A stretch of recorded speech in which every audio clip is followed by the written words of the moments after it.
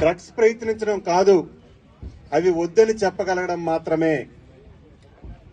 మన దగ్గర ఉన్న మిత్రుడైనా బంధువైనా డ్రగ్స్ వైపు అడుగు వేస్తున్నాడని కనబడితే అతను మన అందరం కూడా ఆపాలి. ఆ స్నేహితుడిని ప్రోత్సహించాలి, సరైన మార్గంలో నడిపించాలి.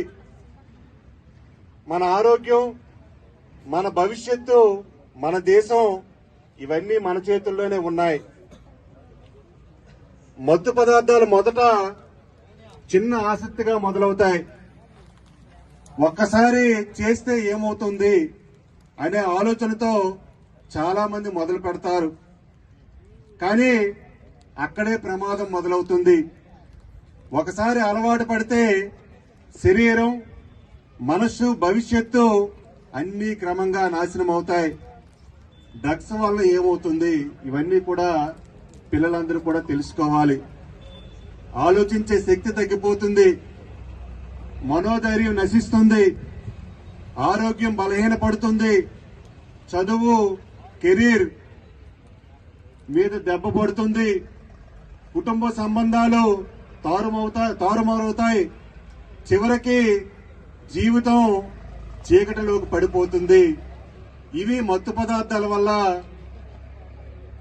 వస్తున్నటువంటి పరిణామాలు.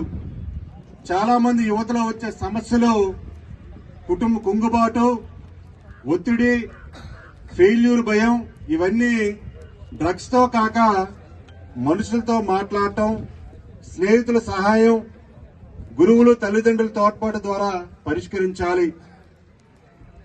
డ్రగ్స్ వాడటం ధైర్యం కాదు, డ్రగ్స్ కు లేదని చెప్పడం అదే నిజమైన ధైర్యం.